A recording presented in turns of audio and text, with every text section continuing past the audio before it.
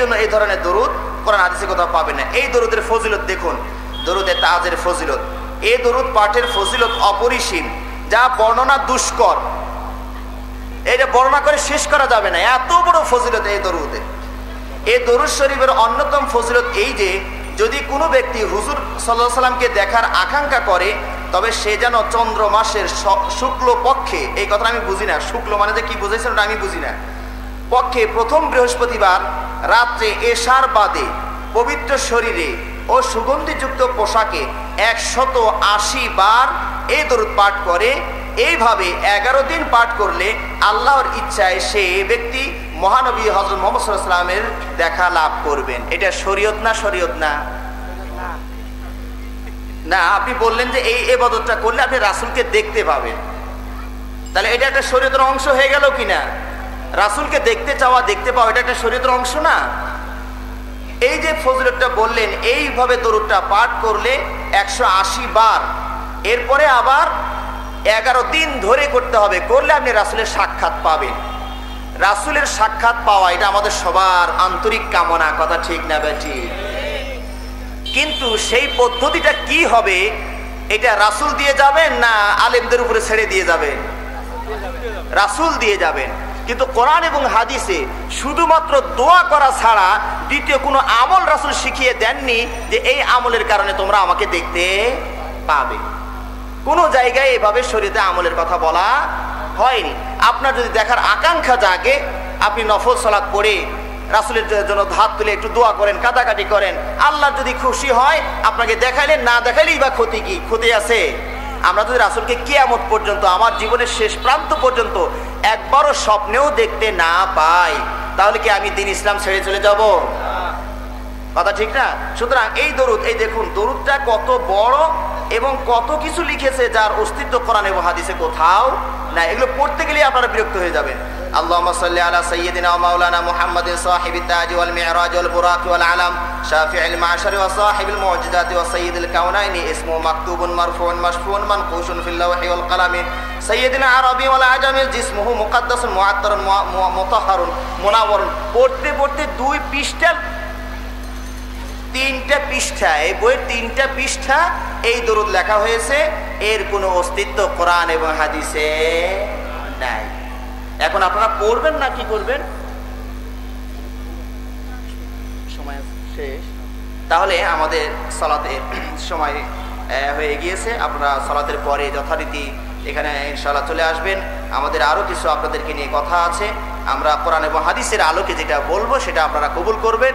কোরআন এবং হাদিসের বাইরে যদি আমরা কিছু বলি সেটা আপনারা কবুল করবেন না। আল্লাহ আমাদের সবাইকে কোরআন এবং সহিহ হাদিস অনুযায়ী আমল করার তৌফিক দান করুন বলে আমিন। আসসালামু আলাইকুম ওয়া রাহমাতুল্লাহ। ওয়া আলাইকুম আসসালাম। ইন্নাল হামদালিল্লাহ নাহমাদুহু ওয়া নুসাল্লি আলা রাসূলিহিল কারীম, আম্মা বা'দ। আমরা বিরতির পর আবার আমাদের নির্ধারিত আলোচনা শুরু করতে যাচ্ছি। আপনারা এদিক সেদিক ঘোরাফেরা না করে আমাদের এই দ্বীনি মাহফিলে এসে উপস্থিত হন। কোরআন এবং হাদিসের আলোকে আলোচনা হচ্ছে, সুতরাং এই মজলিসে উপস্থিত হওয়া আপনার একান্ত দ্বীনি দায়িত্ব ও কর্তব্য।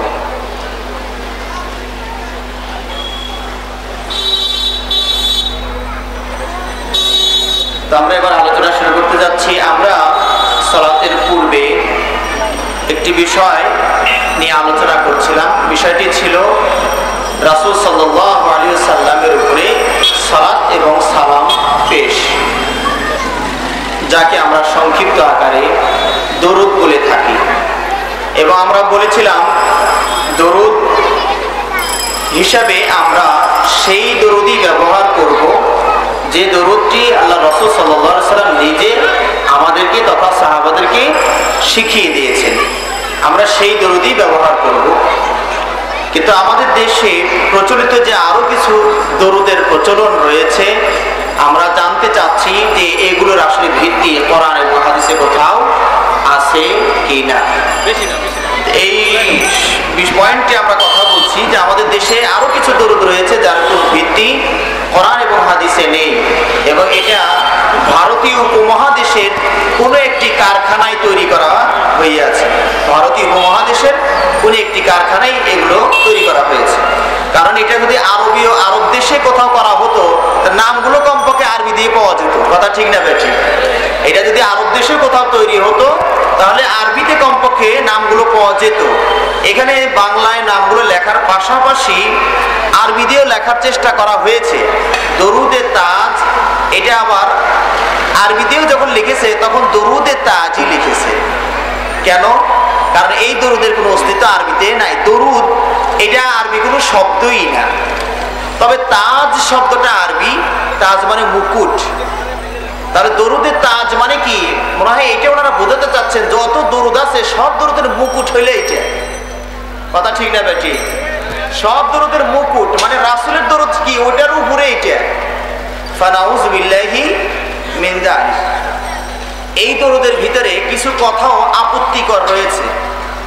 যেমন এখানে বলা হয়েছে মুনাওয়ারুন ফিল বাইতি ওয়াল হারাম। মুনাওয়ারুন ফিল বাইতি ওয়াল হারাম। আল্লাহ রাসূল নাকি এমন ছিলেন যে তিনি আলোকিত ছিলেন তার গৃহে এবং হারাম শরীফে তিনি আলোকিত ছিলেন। এটা যদি কোনো রূপক অর্থে ব্যবহার করা হয় তাহলে ঠিক আছে, তার কারণে আমরা আলো পেয়েছি, আলোর পথ পেয়েছি, এইটা যদি বোঝানো হয় তাহলে ঠিক আছে। কিন্তু যদি বলা হয় মুনাওয়ারুন ফিল বাইত, তিনি ঘরে গেলেই ঘর আলোকিত হয়ে যেত, ওখানে আর বাতি লাগতো না, তাহলে সমস্যা আছে। কথা ঠিক না ঠিক? আল্লাহ রাসূল সাল্লাল্লাহু আলাইহি ওয়াসাল্লাম তার দেহটি এমন ছিল না যে তিনি কোনো অন্ধকার ঘরে প্রবেশ করলেই ঘরটি আলোকিত হয়ে যাবে, এরকম কি ছিল? এমনটি ছিল না। মা আয়েশা রাদিয়াল্লাহু তাআলা আনহা বলছেন, আমি একদা রাত্রিবেলায় রাসূল সাল্লাল্লাহু আলাইহি সাল্লামকে বিছানায় খুঁজে পেলাম না। ভাবলাম রাসূল গেলেন কোথায়। খুঁজতে খুঁজতে মা আয়েশা অন্ধকারে হাত দিয়ে খুঁজছেন।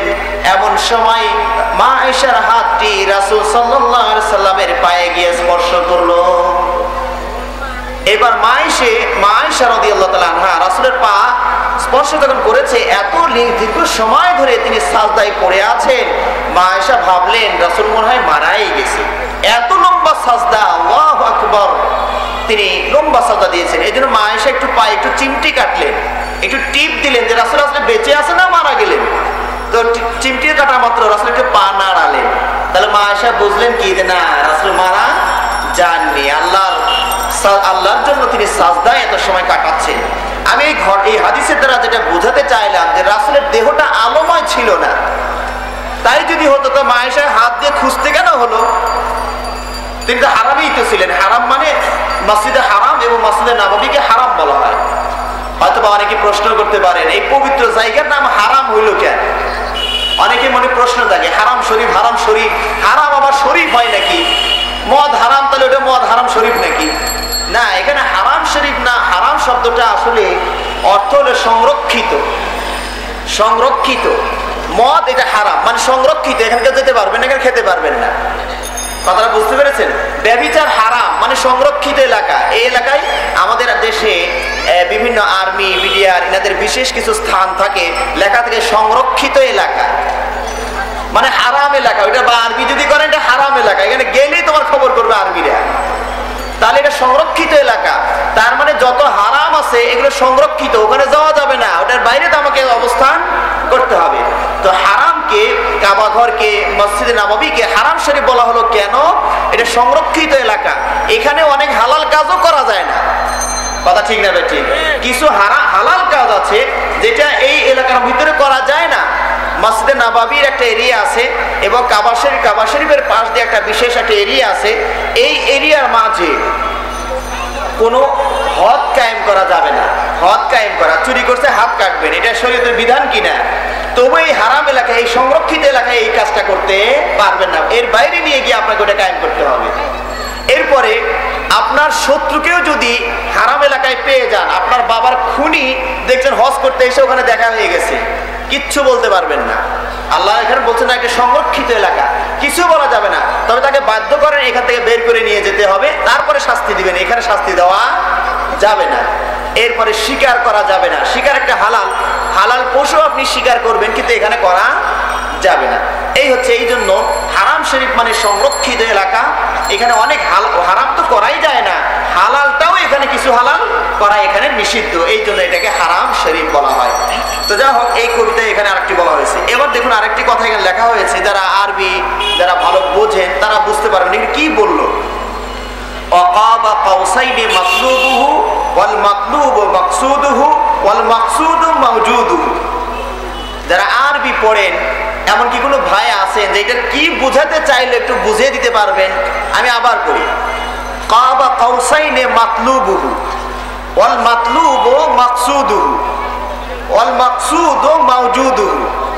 আরবি যারা বোঝেন তারাও বুঝতে পারলেন এটার কোনো অর্থ হইল না। মানে অর্থটা হচ্ছে এরকম, কাবা কাউসাইন মানে আল্লাহ রাব্বুল আলামিন, আল্লাহ রাসূল সাল্লাল্লাহু আলাইহি ওয়াসাল্লাম যখন মেরাজে গিয়েছিলেন, রাসূল মানে তারা বুঝতে আল্লাহর অনেক কাছে গিয়েছিলেন। ধনুকের দুটো সাইডকে কাবা কাউসাইন বলা হয়। ধনুক দুইটা, ধনুক তো চেনেন আপনারা সবাই, এই ধনুকের টান দিলে আরো চেপে আসবে, তার মানে রাসূল আল্লাহর খুব কাছাকাছি ছিলেন। বলা হচ্ছে কাবা কাউসাইনে মাতলুবুহু, এটা তার উদ্দেশ্য। আর মাতলুব আর মাকসুদ আরবি যারা জানেন এটা একই অর্থ কিনা? বলা হচ্ছে কি মাতলুবটাই তার মাতলুব, উদ্দেশ্যটাই তার উদ্দেশ্য, আর তার উদ্দেশ্যটাই তার অস্তিত্ব। কি বললেন? এটি তো মারিফত, যেটা বুঝবেন না ওইটাই হলো মারিফত। কথা বুঝতে পেরেছেন? তো মারিফত ওই জিনিসটাই যেটা আপনারা বুঝতে পারবেন না, ওইটার নামে ওনারা চালিয়ে দিবে। কি বুঝলেন না? এটি তো মারিফত। আর এবার তোর ভাষাই তো হয়নি, বুঝবে কেমনে জনগণ?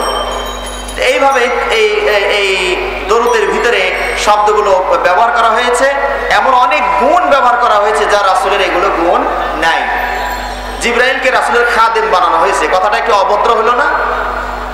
অল্প জিবরিল ও খাদেমুহু, জিবরাইল নাকি রাসূলের খাদেম, মানে প্লেট টেলেট ধুয়ে টুয়ে দিত, হাত মুছে দিত, এই জন্য জিবরাইল ছিল নাকি? খাদেম কাকে বলা হয়? যিনি আমার দেখাশোনা করেন, আমার খাওয়া দাওয়া সংগ্রহ করে দেন, পোশাক টোশাক জুতা নিয়ে ঘুরে বেড়ান, এইটা হলো খাদেম। জিবরাইলকে এই দায়িত্ব পালন করেছেন নাকি? জিবরাইলের সামনে একটা কথা ব্যবহার করবেন, আপনি ভাষা সম্পর্কে পণ্ডিত নন, আরবি ভাষা সম্পর্কে, তাকে সাফির বলতে পারতেন, তিনি রাষ্ট্রদূত। জিবরাইল এটা খাদেম নন, তিনি কি? রাষ্ট্রদূত। আল্লাহর পক্ষ থেকে তিনি দূতের দায়িত্ব পালন করছেন। কথা ঠিক না ভাই? ঠিক। এই অসম্মানজনক শব্দ জিবরাইলের সামনে কেন ব্যবহার করা হলো? এইভাবে দরুদ পাঠ করলে স্বপ্নে আপনি রাসূলকে দেখে লইবেন। হ্যাঁ, এইভাবে বিদআতি দরুদের মাধ্যমে আমরা কি রাসূলকে দেখতে চাই? না। অনেকে আবার রাসূলকে দেখার জন্য বিভিন্ন তদবির করে থাকেন, এগুলোর কোনো তদবির হাদিস কোরআনে বলা হয়নি। আমি শুধু এতটুকু বলেছি আপনি দোয়া করতে পারেন, আল্লাহ আমার রাসূলকে দেখার খুব শখ। ওই যে আরবিতে একটা বাংলাতে একটা কবিতা বলে, আবু জাহেল কাফের হয়ে দেখলো মোদের নবীকে, মোরা নবীর উম্মত হয়ে দেখলাম না হাই নবীকে। আবু জাহেল কাফের হয়ে দেখলো মোদের নবীকে, মোরা নবীর উম্মত হয়ে দেখলাম না হাই নবীকে। তো অসুবিধা কি? কোনো অসুবিধা আছে? আমরা রাসূলকে দেখি নাই, কিন্তু রাসূলের প্রদর্শিত পথকে তো আমরা দেখেছি, এইটাই তো উদ্দেশ্য। কথা ঠিক না ঠিক? সুতরাং রাসূল তার দায়িত্ব পালন করে চলে গেছেন। আবু জাহেল কাফের হয়ে দেখেছে, আমি দেখি নাই, তবু আমার ভাগ্য ভালো যে আমি রাসূলকে না দেখে ঈমান এনেছি। কথা ঠিক না ঠিক? সুতরাং রাসূলকে না দেখে ঈমান আনাটাই সবচেয়ে বড় ঈমান। যারা দেখেও ঈমান আনতে পারেনি তারা হচ্ছে হতভাগ্য। সুতরাং আমরা রাসূলকে দেখি আর না দেখি, অনেকে আবার বলে ফেলেন যে আমি রাসূলকে স্বপ্ন দেখলাম। আমরা মাঝে মাঝে জিজ্ঞেস করি, কেমনে দেখলেন? দাড়িটা চাচা, আরে সর্বনাশ, আপনি রাসূলকে স্বপ্ন দিলেন, দাড়ি চাচা সব রাসূল। এটা রাসূল দেখলেন না আর কাউকে দেখলেন? নাউযুবিল্লাহি মিন যালিক। হ্যাঁ, আপনি রাসূলকে রাসূলের বিভিন্ন বয়স অনুযায়ী দেখতে পারেন, তবে আপনি যাকে তাকে স্বপ্নে দেখেই বলবেন হ্যাঁ আমি রাসূলকে দেখেছি, না, তা হবে না। আল্লাহ রাসূল বলেছেন, মান রাআনি ফিল মানামি ফাকাদ রাআনি। যে ব্যক্তি স্বপ্নে আমাকে দেখলো সে যেন আসলেই আমাকে দেখলো। ফাইন্না শাইতানা লা ইয়াতামাসসালু বি, কেননা শয়তান আমার রূপ ধারণ করতে পারবে না। আচ্ছা, এবার আপনি একটা স্বপ্নে দেখলেন এটি রাসূল, আপনি কি রাসূলকে আগে একবার দেখেছিলেন? আল্লাহ রাসূল বলছেন কি, আমাকে যে স্বপ্নে দেখলো সে যেন আমাকেই দেখলো। তার মানে এটা সাহাবাদেরকে লক্ষ্য করে বলা হচ্ছে, সাহাবারা তোমরা যদি আমাকে কখনো স্বপ্নে দেখো, আমার ছবিটা যদি তোমাদের সামনে ভেসে ওঠে, তাহলে বুঝতে হবে এটা আমি, এটা শয়তান নয়। কিন্তু আমি তো রাসূলকেই দেখি নাই, স্বপ্নে কি দেখলেন আপনি এটা? হ্যাঁ, তারপরেও আমি অস্বীকার করছি না যে রাসূলকে স্বপ্নে দেখা যাবে না, দেখার সম্ভাবনা আছে, তবে সেটা আপনি রাসূলের যে গুণাবলী বর্ণনা করা হয়েছে, দৈহিক গুণাবলী যে সহিহ হাদিসগুলোতে বর্ণনা আছে, রাসূলের চুলটা কেমন ছিল, দাড়িটা কেমন ছিল, চেহারার রংটা কেমন ছিল, বেশি উঁচুও নয় বেশি খাটোও নয়, মিডিয়াম ছিলেন, এই যে বিশদভাবে যে হাদিসে বর্ণনা দেওয়া হয়েছে, এই বর্ণনা অনুযায়ী যদি আপনার দেখাটা মিলে যায় এবং কোনো শরীয়ত বিরোধী আদেশ নিষেধ যদি ওই স্বপ্নে দেখানো লোকের কাছ থেকে না আসে, তাহলে বোঝা যাবে কি উনি হয়তো বা আল্লাহর রাসূলই হতে পারে। কথাটা কি বুঝে আসছে? সুতরাং এইভাবে মিথ্যা তদবিরের কোনো দরকার নেই। এবার আমরা দ্বিতীয় দরুদে আসি, দরুদে লাখির ফজিলত। আরবিতেও ওনারা লেখা আছে দরুদে লাখি। লাখি আরবি পণ্ডিত যারা আছে, লাখি এরকম কোনো আরবি শব্দই আরবিতে নাই। তার মানে আমি আগেই বলেছি এটা ভারতীয় উপমহাদেশের কারখানায় তৈরি, এইটা রাসূলের কারখানায় তৈরি হয়নি। দরুদে লাখির ফজিলত কেতাবে আছে, দলিল দিল আপনাকে, কেতাবে আছে। আরে বাবা, কেতাবে কি না আছে? কোন কেতাব এটা? সিনেমারও তো একটা কেতাব আছে, আছে না নাই? কবিরাজিও তো একটা কেতাব আছে, আছে না নাই? রবীন্দ্রনাথ ঠাকুরেরও মৃত্যুঞ্জয় কেতাব আছে, বিভিন্ন কেতাবে আছে বলাটাই যথেষ্ট নয়। এটা কোন কেতাবে আছে? নারায়ণে না ইনজিলে না বাইবেলে? সবই তো কেতাব। সুতরাং এরকম অস্পষ্ট শব্দ দিয়ে উম্মতকে ধোঁকা দিলেন কোন সাহসে? কথা ঠিক না ভাই? ঠিক। সুতরাং এইভাবে রেফারেন্স এটা যথেষ্ট নয়, কেতাবে আছে। কি আছে? গজনীর সুলতান মাহমুদ হুজুর সাল্লাল্লাহু আলাইহি ওয়াসাল্লামের প্রতি অপরিসীম মহব্বতের জন্য দৈনিক 1 লক্ষ বার দরুদ পাঠ করতেন। মোবাইল থাকলে একটু ক্যালকুলেশন করেন, 1 লক্ষ বার দরুদ পাঠ করতেন দৈনিক। আমি আমার মোবাইল আছে, এটা একটা স্টপ ওয়াচ আছে, ইংরেজি খুব একটা ভালো জানি না আমরা, তবে বললাম ভুল হলে মাফ করেন। স্টপ ওয়াচ মানে আপনি একটা কথা বলবেন, কত সময় লাগলো কথাটা বলতে, এটা আবার টিপ মারলে শুরু করার সময় চালু করে দেন, টিপ মারি বন্ধ করে দিবেন, কত সেকেন্ড কত পয়েন্ট হয়েছে আপনাকে দেখাবে। আমি এই বইটা পড়ার সময় স্টপ ওয়াচটা চালু করলাম আমি, এবং হিসাব করে বের করে দেখেছি যে দৈনিক 24 ঘন্টা, দৈনিক 24 ঘন্টার ভিতরে এটা আমরা মিনিটে নিয়ে যাই, কত হয়? প্রায় 1400 কত মিনিট হয়। এইটাকে যদি আমরা আবার সেকেন্ডে নিয়ে যাই তাহলে 86,400 বা 800 হবে, একটু আমার হতে পারে 400 বা 800 হয়। এবার গজনবীর সুলতান বইয়ে বলা হচ্ছে, গজনবীর সুলতান মাহমুদ তিনি দৈনিক 1 লক্ষ বার দরুদ পড়তেন। আপনারা তো শুনলে অনেক সময় সুবহানাল্লাহ কয়ে ফেলতেন, আজকে বলেননি আলহামদুলিল্লাহ। 1 লক্ষ বার দরুদ পড়তে হলে কতক্ষণ সময় লাগা দরকার? আমি ভেবে নিলাম আল্লাহুম্মা সাল্লি আলা মুহাম্মাদ ওয়া আলা আলি মুহাম্মাদ কামা সাল্লাইতা আলা ইব্রাহিম ওয়া আলা আলি ইব্রাহিম ইন্নাকা হামিদুম মাজিদ আল্লাহুম্মা বারিক আলা, এটা যদি বলেন কয় মিনিট লাগবে এক একটা দরুদে? সর্বনিম্ন 1 মিনিট। আচ্ছা এটা বাদ দেন, এটা না, সংক্ষিপ্ত দরুদ যেটা মুহাদ্দিসিনে কেরাম ব্যবহার করেছেন সাল্লাল্লাহু আলাইহি ওয়াসাল্লাম, আমার মুখ যত দূর পর্যন্ত চালু আছে আমি ওইটাও চালু করে দেখেছি, সবচেয়ে দ্রুত বলার চেষ্টা করেছি, এরপরও আমি দেখেছি 1 সেকেন্ড, তারপরেও 50, মানে সেকেন্ডকে আরো 100 ভাগ করলে যা হয় আরো 50 লাগে, তার মানে 1.5 সেকেন্ড। সর্বনিম্ন সর্বদ্রুত গতিতেও যদি বলি আমি, তাও আমার মেনে নিলাম যে 1 সেকেন্ড। আপনারা মনে হয় আমার চেয়ে মুখ চালু হবে, এই জন্য হয়তো আপনি আরো জোরে বলতে পারেন 1 সেকেন্ড লাগবে। তাহলে 1 সেকেন্ড লাগে 1 দরুদ পাঠ করতে। 1 লক্ষ বার দরুদ পাঠ করতে কমপক্ষে 1 লাখ সেকেন্ড লাগবে কিনা? দিনে রাতে 24 ঘন্টা লাখই 1 লাখ নাই, সেকেন্ডই 1 লাখ নাই। ও খাইলো কখন, পেশাব করলো কখন, পায়খানা করলো কখন, ঘুমাইলো কখন, খেলো কখন, রাজকর্ম পরিচালনা করলো কখন? এইরকম আজগুবি, এগুলোকে গাঁজাখুরি কথা বলা হয়, কথা ঠিক না ভাই? ঠিক, এগুলো গাঁজাখুরি কথা। আচ্ছা এবার মেনে নিলাম গজনবীর বাদশাহ সুলতান মাহমুদ তিনি 1 লক্ষ বার দরুদ পাঠ করলেন, নিলাম মেনে। আপনি লিখছেন, একদা স্বপ্নে নবী সাল্লাল্লাহু আলাইহি ওয়াসাল্লাম তাকে হুজুর হুকুম করলেন যে হে মাহমুদ, তুমি এই দরুদ দৈনিক ফজর নামাজের বাদে একবার পড়িও, তাতে 1 লক্ষ বার দরুদ পাঠ করা সওয়াব হবে এবং ইহার বরকতে তুমি আল্লাহর মহব্বতের পূর্ণতা লাভ করবে। তা আল্লাহ রাসূল মানে মাহমুদের কষ্ট দেখে মায়া সৃষ্টি হয়েছে। আল্লাহ রাসূল দেখছেন মাহমুদকে, তাই না? মানে তার মানে বোঝাতে যাচ্ছে কি রাসূল মানে হাজির নাজির, সব জানে উম্মত কি করছেন। এইটা সম্পূর্ণ কার গুণ? আল্লাহর গুণ। রাসূলকে এই গুণ দেওয়া যাবে না। রাসূল স্বপ্নে তাকে বলছেন তুমি কষ্ট করে 1,00,000 বার দরুদ পড়ছো তা না করে এই যে একটা দরুদ রাসূল নাকি স্বপ্নের মাধ্যমে সুলতান মাহমুদকে শিখিয়ে দিয়ে গেলেন। সুলতান মাহমুদের স্বপ্ন কি কোনো ওহী? কি বলেন, কোনো ওহী? নবী রাসূলের স্বপ্ন ওহী, কথা ঠিক না বেঠি? নবী রাসূল যদি কোনো স্বপ্ন দেখেন তাহলে বোঝা গেল কি এটা আসলেই ওহী। এই জন্য আপনার ইব্রাহিম আলাইহিস সালাতু ওয়াস সালাম তিনি যখন ছেলেকে কোরবানি করতে চাইলেন কি বললেন? ইয়া বুনাইয়া ইন্নী আরা ফিল মানামি আন্নী আযবাহুকা ফানজুর মাযা তারা। হে ছেলে, আমি স্বপ্নে দেখি যে আমি তোমাকে জবাই করছি, বলো তো তোমার সিদ্ধান্তটা কি? তাহলে নবীর স্বপ্নটা কি? ওয়াহী। এটা স্বপ্ন মানে আল্লাহই বলেছেন। সুলতান মাহমুদের স্বপ্নটা কি? ওয়াহী? ওয়াহী নয়। তাহলে সুলতান মাহমুদ একটা স্বপ্ন দেখলেন আর সেই স্বপ্নে একটা দরুদ শিখলেন, এই দরুদ আমাদের উম্মতের উপর চালু করে দেওয়া হলো। তার মানে এই দরুদটা বলতে গিয়ে রাসূল যখন বিদায় নিয়ে চলে যাচ্ছিলেন বলতে ভুলে গেছিলেন।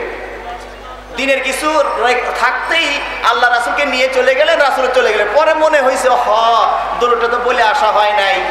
এই জন্য সুলতান মাহমুদের মাধ্যমে স্বপ্নে আবার জানিয়ে দিলেন। কেন আল্লাহ রাসূল সাল্লাল্লাহু আলাইহি ওয়াসাল্লাম আবু বকরকে পাইলেন না, ওমরকে পাইলেন না, ওসমানকে পাইলেন না, এত জলিলুল কদর সাহাবী, তাদেরকে তিনি দরুদটা শিখিয়ে দিয়ে গেলেন না, সুলতান মাহমুদকে স্বপ্নে এসে দরুদ শিখিয়ে দিয়ে গেলেন। এগুলো সম্পূর্ণ আজগুবি কথা, কোরআন হাদিস বিরোধী কথা। এই দরুদটা যারা আলেম মানুষ আছেন তারা একটু পড়বেন। এত তাফসীলান দোয়া করা হয়েছে, দরুদ করা হয়েছে ঠিক, তাফসীলান দুনিয়ার কোনো কথা বাদ দেওয়া হয়নি, সব এখানে ঢুকানো হয়েছে। দেখুন একটু পড়ি। আল্লাহুম্মা সাল্লি ওয়া সাল্লিম আলা সাইয়্যিদিনা ওয়া মাওলানা মুহাম্মাদিন ওয়া আলা আলি সাইয়্যিদিনা মুহাম্মাদ বিআদাদি রাহমাতিল্লাহ। আল্লাহর যত রহম আছে সেই রহম পরিমাণ সালাত সালাম। এই কথাগুলো বারবার বলছে। আল্লাহুম্মা সাল্লি আলা মুহাম্মাদ, আল্লাহুম্মা সাল্লি ওয়া সাল্লিম আলা সাইয়্যিদিনা ওয়া মাওলানা মুহাম্মাদ ওয়া আলা সাইয়্যিদিনা মুহাম্মাদ বিআদাদি ফাজলিল্লাহ। আল্লাহর ফজল করম যত আছে এই ফজল করম পরিমাণ সালাত সালাম। এইভাবে কথাগুলো বারবার বলে বিআদাদি খালকিল্লাহ, আল্লাহর সৃষ্টি জীব যত আছে এই পরিমাণ সালাত সালাম। এরপরে আলা বিআদাদি ইলমিল্লাহ, আল্লাহর ইলম যত দূর আছে। মানে কথাগুলোকে আমি সংক্ষেপে মাঝখান থেকে উঠে ধরছি, কথা কিন্তু পুরাটাই বললে আপনারাই বিরক্ত মানে করেন কি হুজুর আপনি বসে বসে বিরক্ত হয়ে যাবেন। বিআদাদি ইলমিল্লাহ, আল্লাহর ইলম অনুযায়ী আল্লাহর যত ইলম আছে ওই পরিমাণ সালাত সালাম রাসূলের উপর বর্ষিত হোক। রহম খুব বেশি পড়লেও এটা গজবে পরিণত হওয়ার সম্ভাবনা আছে, কথা ঠিক না বেঠিক? পানি জীবন, আবার পানি কি? মরণ। বাতাস যদি মিডিয়াম থাকে তাহলে এটা শ্বাস প্রশ্বাস নিবেন, আরাম পাবে। কিন্তু যদি একদম নিষ্প্রভ হয়ে যায় মরণ, শ্বাস নিবেন তো নাক দিয়ে বাতাসই নাই, যাইবে কোন দিক দিয়ে? যদি এরকম পজিশন সৃষ্টি হয় যে বাতাসই নাই, দুনিয়াতে বাতাস উঠে গেছে, তো সবাই খালি নাক টানবে কিন্তু বাতাস যাবে না, খালি ধুলাবালি ঢুকবে। আবার যদি বাতাস এত প্রবল হয় তাহলে ওই যে সামুদ জাতিকে যেমন উড়িয়ে নিয়ে ফেলেছে এইরকম সৃষ্টি হবে। তাহলে রহম ঠিক আছে, ওটার একটা লিমিটেড থাকা লাগবে। বাতাসে যদি প্রবল হয়ে যায় ওটা রহম থাকে না, ওটা গজব হয়, কথা ঠিক না বেঠিক? বৃষ্টি একটি রহম, এইটাই যদি পরিমাণে বেশি হয়ে যায় এটা রহম থাকে না, গজব হয়ে যায়। আগুন একটি রহম, বলুন কেমন রহম? আরে আলু পটল কেমনে খান আপনি সিদ্ধ না করে? ওই রহম ওইটুকু ওই চুলোর ভিতরে যতক্ষণ থাকবে ততক্ষণ রহম, ওইটাই যদি বড় আকারে ধারণ করে এলাকা ধরে যায় বিশাল গজব হয়ে তা আপনি তো রাসূলের উপর রহম পাঠাতে গিয়ে গজব শুরু করে দিয়েছেন। এত রহম পড়লে রাসূল যাবে কই? তাহলে রহমের একটা কি লাগবে? লিমিটেড লাগবে। আল্লাহ রাব্বুল আলামিন ইব্রাহিম আলাইহিস সালাতু ওয়াস সালাম যখন আগুনের কুণ্ডে পড়ে গেলেন, আগুনকে আল্লাহ রাব্বুল আলামিন নির্দেশ করলেন, ইয়া নারুকুনি বারদান ওয়া সালামান আলা ইব্রাহিম।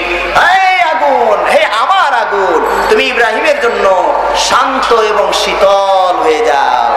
কথা ছোট্ট, অর্থ বিশাল। এত বিস্তারিত কেন বলতে হবে? আলেমরা যারা রয়েছেন তারা জানেন আল্লাহ রাসূল বলছেন, ইন্নী উতিতু জাওয়ামিআল কালিম, আল্লাহ আমাকে এমন একটা যোগ্যতা দিয়েছেন আমি অল্প কথা বলি, অর্থ বিশাল।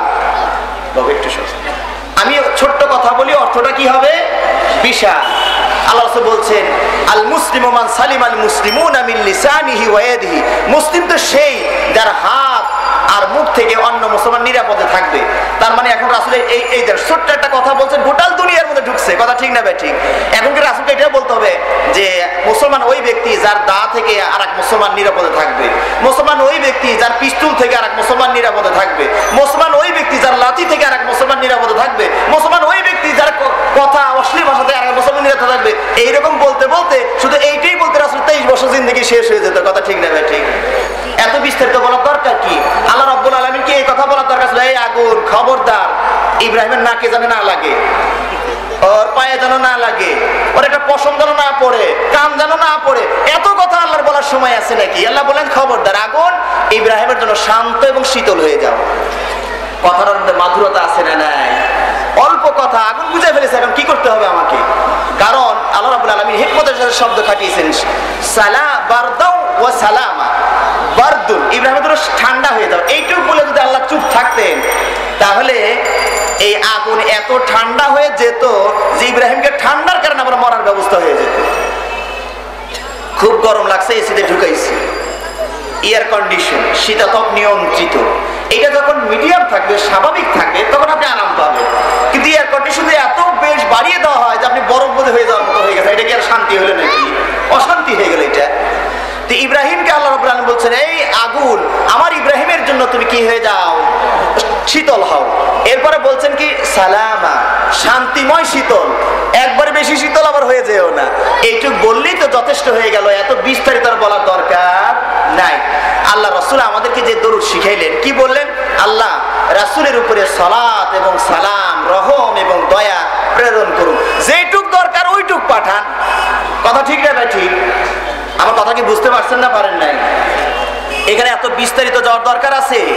এখানে বলা হয়েছে বিআদাদে ইলমিল্লাহ, আল্লাহর ইলম অনুযায়ী, বিআদাদে কালিমাতিল্লাহ, আল্লাহর যত ওয়ার্ড আছে, শব্দ আছে, যত শব্দ আছে তত অনুযায়ী রহম প্রেরণ করেন। এরপরে বিকারামিল্লাহ, আল্লাহর কারামত অনুযায়ী, বিআদাদে হুরুফে কালামিল্লাহ, আল্লাহর কালামের অক্ষর যতটি আছে ততটি রহম প্রেরণ করেন। দেখছেন কাণ্ডগুলো? এরপরে বলা যাবে আদাতে কাতারিতুল আমতার, বৃষ্টি কিয়ামত থেকে শুরু, মানে সৃষ্টি লগ্ন থেকে কিয়ামত পর্যন্ত যত বৃষ্টির ফোঁটা পড়বে, এই বৃষ্টির ফোঁটা পরিমাণ রহম সালাত সালাম আল্লাহ পেশ করেন। এইভাবে বেআদাতে আওরাকিল আশজার, যত পাতা আছে, গাছের পাতা আছে, এই পাতা পরিমাণ। এত বিস্তারিত দরুদ করার কোনো দরকার নাই।